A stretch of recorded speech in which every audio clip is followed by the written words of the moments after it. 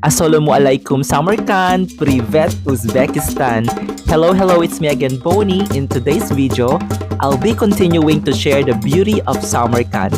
Tara, rampa tayo!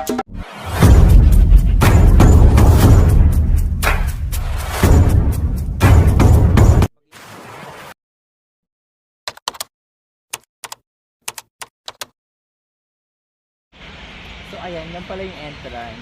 Pero gabi na kasi. Hintay ko lang yung pailaw. Tapos dito muna ako, mag-stay muna ako dito. Parang 100,000 something ticket, parang 300 something yun. Mura lang. And yung mga local nagpapapicture sa akin, kinakausap ako kasi yung mga estudyante gustong matutong mag-English, yung mga ganun eksena. So parang kakaiba itsura ko dito. Parang ako nga lang yung Southeast Asian or Pinoy so far na nakita ko. Wala akong makitang Filipino pa dito sa Samarkand, Uzbekistan. So ayan, kinakausap din ako ng mga mga Russian. Pati yung pinagkainan ko talagang parang natutuwa sila. Hindi ko alam kung bakit. Hindi ko nga alam kung alam ba nilang trans ako. Pero feeling ko hindi. Sige mga misis, tambay-tambay muna ako, hintayin ko yung pailaw. Parang 8 daw ata. May nakachika kasi akong taga Chile sa accommodation. Sinabi niya sa akin yun. So ayan, tumawag na sa akin yung may-ari ng accommodation ko sa Tajikistan, sa Marguzor, sa Seven Lakes. Kasi malayo siya and pahirapan yung transportation. Magbabayad ako ng 120 USD, pero 100 USD lang yung dala kong cash. The rest, magbabayad ako ng local currency nila. So nag-withdraw na ako kanina, ipapalit ko sa border. Malapit na lang yung border dito from Samarkand to basta yung border pa Tajikistan. Hindi naman ako pupunta ng capital nila, sa parang border lang yung Margozor. So ayun, excited ako makita yung Tajikistan naman, pang fourth country sa Istan na pinuntahan ko ngayon.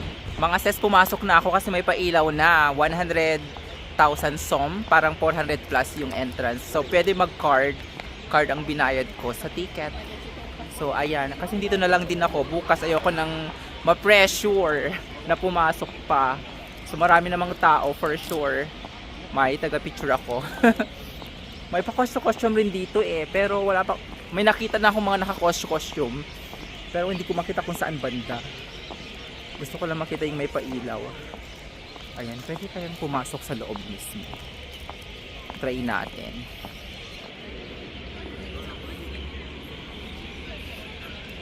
Hello Samarkand, Uzbekistan.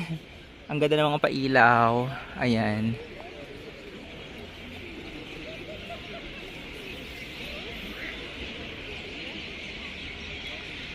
So ayan, pumasok na ako and hanggang 12 midnight daw to. Kaya pumasok ako ng gabi kasi may na-meet akong nasa accommodation ko rin kanina pa check out, taga Chile.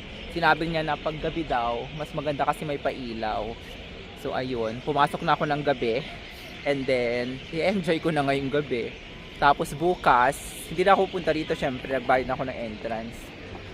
So ayan, kailangan kong makahanap pa ng pwedeng magpa-picture later. Pero pasok muna tayo. Tingnan natin anong eksena sa loob. So ayan na ang Pa-Designer's Choice Award dito sa Registan entrance. Mga bato pala siya made of stones.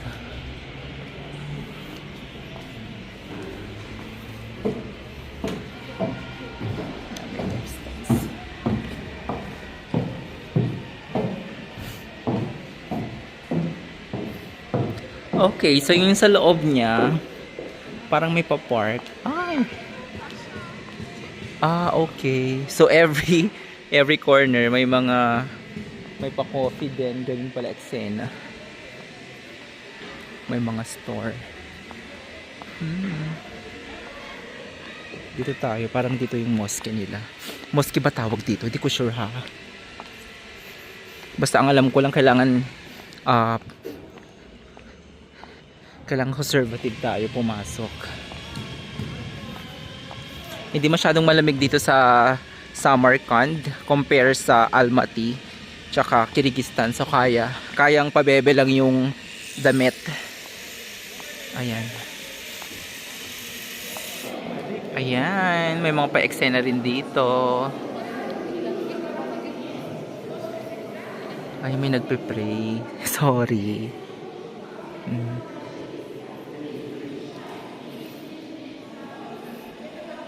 So, stone siya. Tapos, alam mo, gusto ko yung mga Designer's Choice Awards ng mga architect dito. Paano kanila ginawa yan? Kinurve-curve nila sa taas. Galing.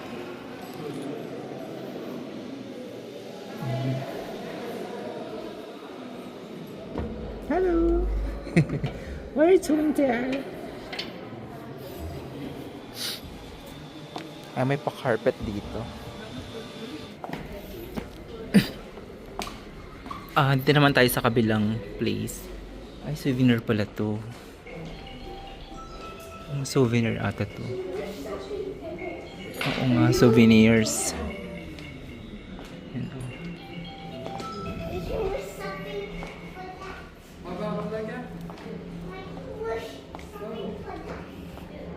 Okay, parang same lang pala sa kabila.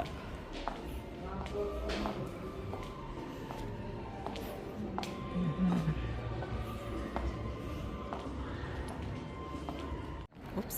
So yung mga misis, kapalaran ko na bumalik sa accommodation, mag-rest, then biyahe ulit bukas. Malapit lang naman ang border, 1 hour ata from here, Samarkand. Border papuntang Tajikistan. And from there, maghihintay na yung aking sundo papuntang Margozor. Alam ko yung Margozor 2 hours pa from there.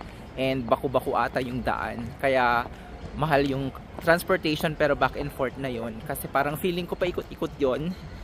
Tsaka pang, alam mo yung sasakyan na hindi siya kotse. Yung pang bato-bato talaga.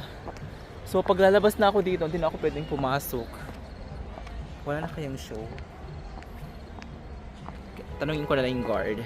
So 9 o'clock pa daw yung pa-light show. Kaya hindi ko alam kung maghihintay ba ako rito or balik muna ako sa accommodation. Lalabas na lang ako, tapos pwede ka naman manood ng light show dyan, no? Parang kota na siguro ako. Diba? Light show. Sige, mag-charge muna ako, tapos balik ako dito para makita yung light show. Naka-aura naman ako ng video sa loob, tsaka picture.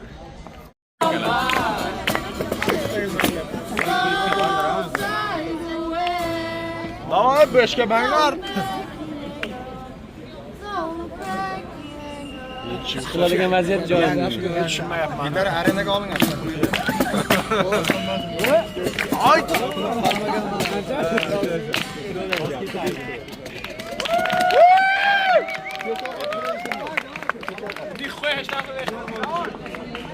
Ayan, 9 PM yung pa-light show.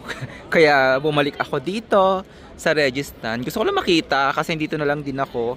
And I'm not sure kung kailan pa ako babalik sa Uzbekistan. Siguro baka hindi na or matagal-tagal pa.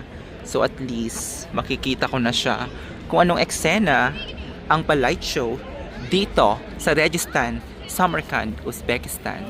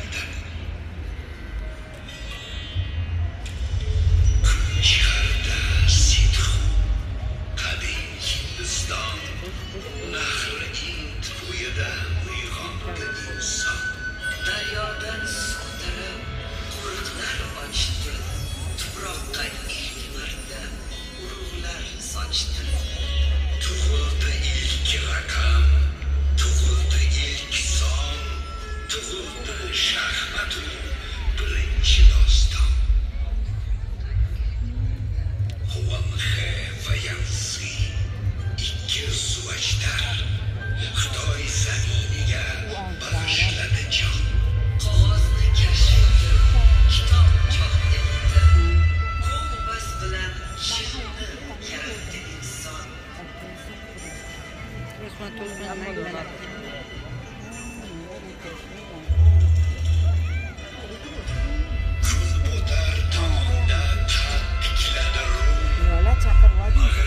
Aşat tamam. Olib chiqdi odamni bu yurtda tiklangan har bir imorat dillarni yuksakka chorlab turibdi. Ko'kda farzandlari nomlari bilan atalgan yulduzlar porlab turibdi. Bu yurt ulug'ligini bilmoq istasang o'qi Samarqandni qadim nomani. Har naqshu g'ishtida ayon ko'rasan muazzam Hamsayu Bobur nomani. Bu yurt tuprog'ining har bir zarrasi bir umr kitobi, bir doston ruh. Go'zallik timsolin ko'rmoqchi. Oshman Sino qoldirgan merosning eshigi shu yurt. Kitob al-musiqa, al-qonun fiqh kitoblari nuri shundan taraldi. İlk noda chizig'i al-jabr ilmi birinchi globus shunda yaraldi.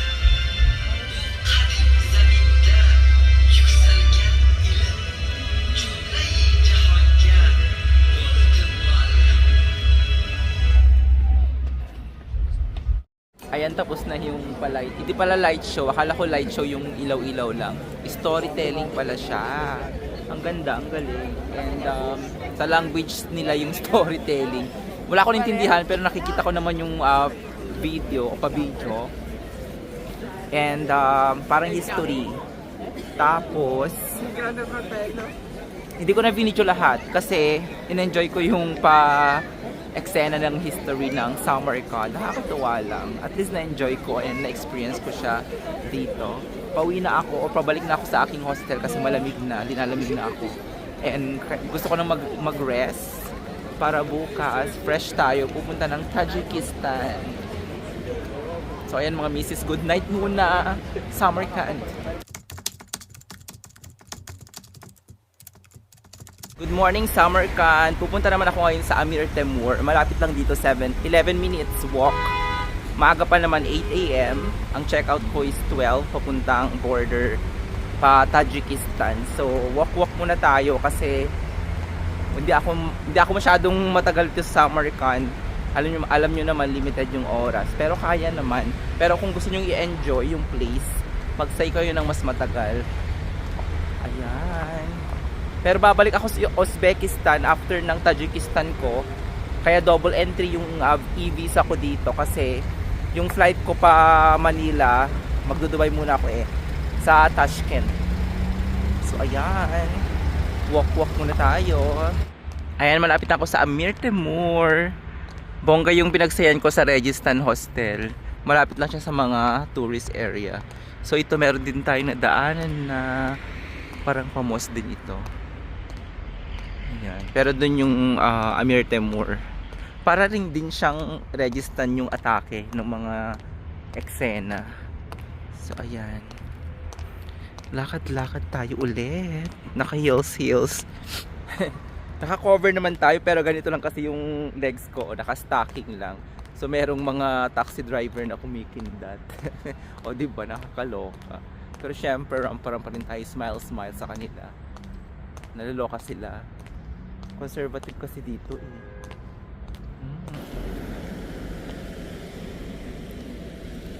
sorry. So ayan na ang Amir. Hindi na tayo sa pupuntahan ko. Mga turista na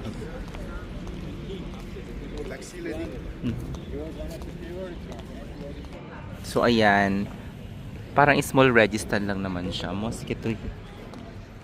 May ticket ha, pero hindi na ako papasok kasi matatanaw mo naman siya sa labas. Tingnan natin kung magkano ticket. So ayan, yung ticket nila is 75,000 som per person. So parang 300 something in pesos. And hindi tayo papasok.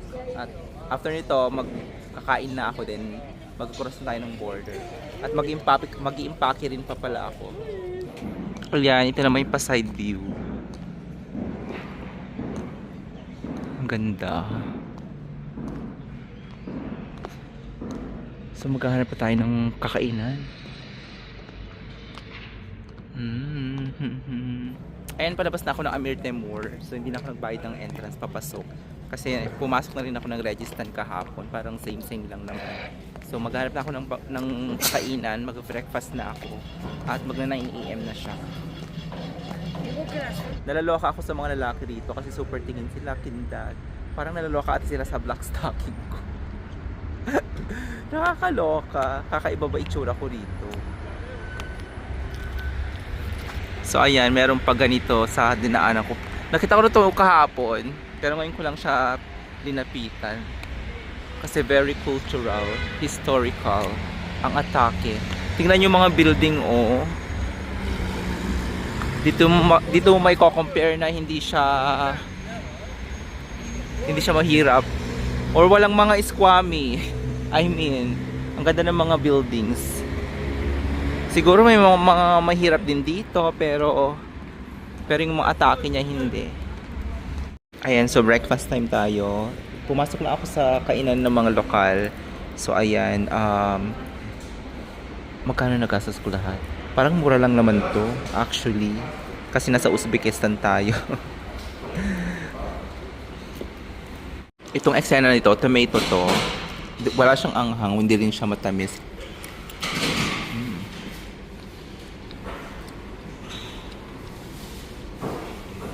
Ayan, huling tanaw ko sa Registan dahil pupunta na ako ng border today. Mag-empake lang ako, tapos mag-yandex na tayo pa border sa Tajikistan. So mag-tone down ulit ako kasi conservative ang mga country to and mail yung passport ko, kaya magpapalitan nyo na naman tayo sa border sa immigration. And my friend akong na-meet sa Kyrgyzstan, trans din siya, model sa Pinas.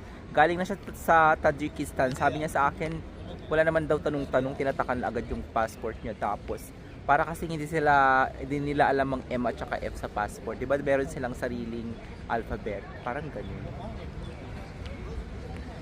Ay.